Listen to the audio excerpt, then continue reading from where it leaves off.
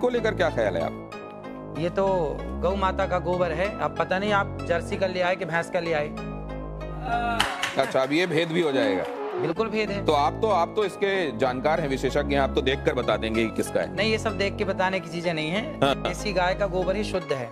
लेकिन ऐसे देखकर पता नहीं चलता।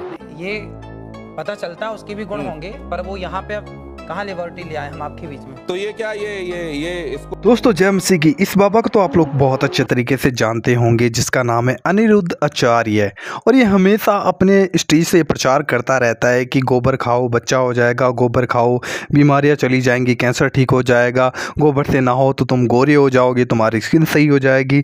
लेकिन आज जब स्टूडियो के अंदर, न्यूज़ वाले स्टूडियो के अंदर जब इस बाबा का इंटरव्यू हो रहा था, तब न्यूज़ वाले ने इसके सामने गोबर लेकर आ गया और इसने कहा कि भाई इसे खाकर दिखाओ क्योंकि आपको इस गोबर के कितने प्रॉफिट हैं। तब इस बाबा ने क्या कहा, देन प्लीज़ आप लोग इस वीडियो को पूरा जरूर देखकर जाइएगा। एंड अभी से बता दूं, ऐसे बहुत से अंधभक्त दोस्तों हमारे देश में हो चुके हैं इन बाबाओं की शिक्षाओं को ले लेकर, जो खुलेआम गोबर खाते हैं और दूसरों को खिलाने का प्रयास करते हैं। बट जो बुद्धिमान है वो इस वीडियो को पूरा देखेगा, फिर आगे हम बात करते हैं। इसको लेकर क्या ख्याल है आप?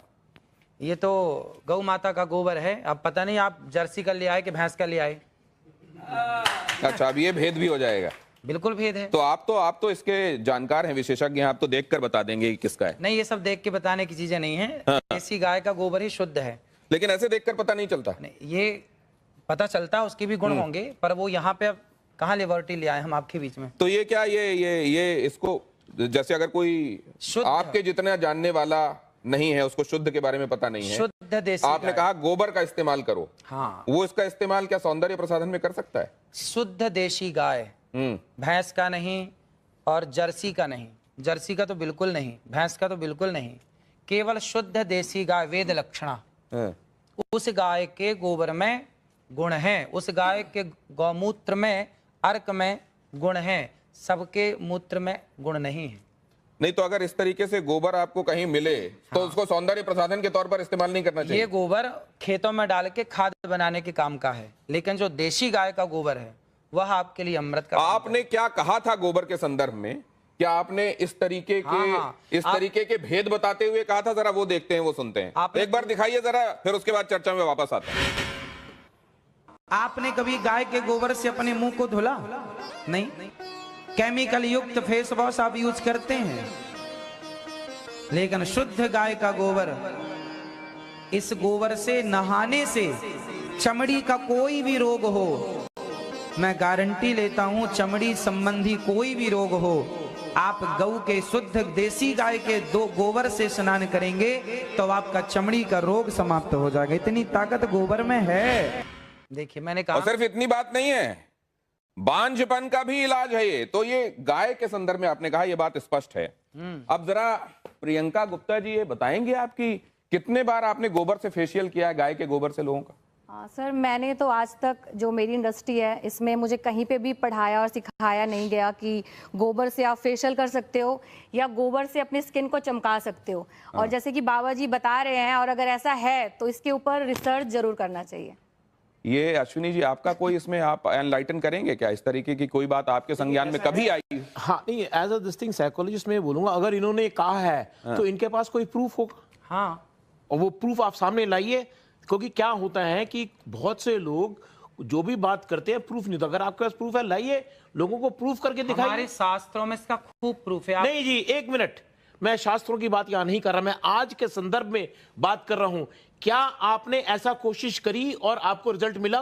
और मिला तो उसको शख्स उनको वापस हम लोगों का एक त्योहार आता है जी, श्रावणी। सुना है आपने? बिल्कुल सुना है। श्रावणी कब आती है? आप बताइए ना, मैं आप सुन रहा हूं आपकी बात। सारी श्रावणी में हमारे यहाँ सारा समाज, ब्राह्मण समाज को ये निर्देश शास्त्रों में लिखा, श्रावणी जब होती है तो हमारे यहाँ गोबर से स्नान करने की परंपरा है। अभी श्रावणी में जो आई, उस श्रावणी में हमने खुद, हमारे साथ हजारों ब्राह्मण सबने एक साथ। अनिरुद्धाचार्य जी, एक सेकंड, आप जो कह रहे हैं ना, गोबर का स्नान, कई बार वो किमाच नहीं होती थी जो लोगों के शरीर में लग जाती थी, उसमें नहीं, मैं क्या कह रहा हूँ, कई बार विधान है, हो सकता है श्रावणी में भी नहाते, लेकिन इसका सौंदर्य प्रसाधन के तौर पर इस्तेमाल हो सकता है। कोई एम्पेरिकल इसके लिए एविडेंसेस हैं क्या? हाँ, पढ़िए आप शास्त्रों को। नहीं, अगर अब ये कह रहे हैं शास्त्रों को नहीं, नहीं, मैं जब शास्त्र की शास्त्रों बात को नहीं आप कर रहा। मानेंगे पुराने नहीं। शास्त्र की बात ही कर रहे हैं आज के अरे संदर्भ में शास्त्र अगर- नए होते देखिए- नहीं, सब पुराने ही हैं। देखिए ऐसा मैं शास्त्र की बात इसलिए नहीं कर रहा। नहीं, थोड़ी होती, कोई हमने थोड़ी लिख दिया शास्त्र। ड्यू रिस्पेक्ट, शास्त्र में तो बहुत कुछ लिखा है, परंतु आज के संदर्भ में, आज एक मॉडर्न जमाने में अरे क्या ये चीज होती है? चलिए इससे क्या इससे आपने इससे आगे निकलते हैं। दिखाया इसका किसी लेडी को? तो ये तो ठीक है कि आप चेहरे पे कुछ और लगा लेंगे, लेकिन जिनको बच्चे ही नहीं हो रहे हैं वो क्यों आईवीएफ क्लिनिक की तरफ जा रहे हैं? जरा ये देखिए क्या कहा अनिरुद्धाचार्य जी ने, जरा देखिए वो, और उसके बाद इस चर्चा पर लौटते हैं। जिसको संतान नहीं होती वो गाय को गेहूं खवाए, और गेहूं जब उसके गोबर से वापस आए तो उसको धुल करके, उसे सुखा करके, उसको पीस करके उस आटे की रोटी बनाकर भगवान को भोग लगाकर वो रोटी खाने से संतान प्राप्ति होती है। अनिरुद्धाचार्य जी, हाँ, आप मैं इस पे बोलूं? आपने ये किस पे एक्सपेरिमेंट किया? खुद पे, दूसरों पे देखा है? आप सुनेंगे आप? हाँ, ऐसा है कि देखिए, आप सैकड़ों डॉक्टरों को दिखाइए, यदि सैकड़ों डॉक्टरों को दिखाने के बाद आपको संतान नहीं हो रही है तो आप तो डॉक्टरों से हार गए, डॉक्टर ने मना कर दिया नहीं हो पाएगा। जब सबसे आप हार गए तो एक एक्सपेरिमेंट कर लेने में क्या बुराई है? आपने रघुवंशम महाकाव्य पढ़ा होगा, महर्षि कालिदास जी ने उसको लिखा है। भगवान राम के जो पूर्वज थे उनका नाम था दिलीप, उनके भी कोई संतान नहीं हो रही थी। तब राजा दिलीप ने गौ माता की सेवा की और गौ माता की सेवा से दिलीप के संतान हुई, जिनका नाम रघु पड़ा, रघुवंश उनके नाम से आगे चला। यदि राम का वंश गौ माता की सेवा से आगे चला तो हमारा और आपका वंश भी गौ माता की सेवा से अनिरुद्धाचार्य जी, चलेगा। तो तब पहला। जब नहीं नहीं नहीं नहीं एक सेकंड, जब दशरथ जी तो को, आज भी है, आप जब ले आओ। दशरथ जी को यही समस्या सामने आई, हाँ। तो उनको तो भी यज्ञ कराना, पुत्र काम यज्ञ कराना पड़ा। हाँ। तो वो इस विधा से क्यों नहीं हो गया फिर? इस विधा से हुआ। आप समझो, दशरथ जी ने यज्ञ कराया तो यज्ञ में क्या लगता है? यज्ञ किससे संपन्न होता है? भैंस के घी से आहुतियां नहीं होती है ना, बकरी के घी से आहुतियां नहीं होती। जब तक वेद लक्षणा गाय का उसमें घी प्रयोग ना होगा तब तक आपका कोई यज्ञ संपन्न ही नहीं होगा। बिना गाय के ना कोई यज्ञ संपन्न हो सकता है, ना कोई पूजा संपन्न हो सकती है। नहीं, लेकिन एक चीज साइंस ये कहता है कि अगर आपने एक खास तरह की परिस्थितियों में हाँ। खास एक्सपेरिमेंट किया है तो आपको खास रिजल्ट मिलेगा। मैंने आप तो, उसको दोहरा सकते हैं। मैंने तो इस रोटी को खाई है, जो मैंने बोला है, मैंने तो इस रोटी को खाया है। और हमारे बहुत सारे संत समाज जो जंगलों में रहते हैं आज भी वो लोग ये रोटी खाते हैं। और क्या बहुत उससे बच्चा होता है, आप प्रयोग कर लीजिए। नहीं, आपके पास कोई प्रयोग है? नहीं, आपके पास कोई प्रयोग है? देखिए, बोलने में हमारे साथ प्रयोग है इसलिए बोल रहे हैं, प्रयोग ना होता तो बोलते आप नहीं। देखिए, ऐसा कोई भी चीज हम करते हैं उसके साथ प्रूफ लाते हैं कि भाई ये हमारा रिजल्ट है, ये हमारा एग्जाम्पल नहीं, सिर्फ इतना नहीं, गौमूत्र और गाय के गोबर के संदर्भ में कैंसर के इलाज वाला दावा भी किया जाता रहा है। क्या अनिरुद्धाचार्य जी मैं ठीक कह रहा हूं? हाँ हाँ, डॉक्टर साहब बैठे बिल्कुल। हैं। मतलब किसी भी स्टेज का कैंसर तक ठीक हो जाता है।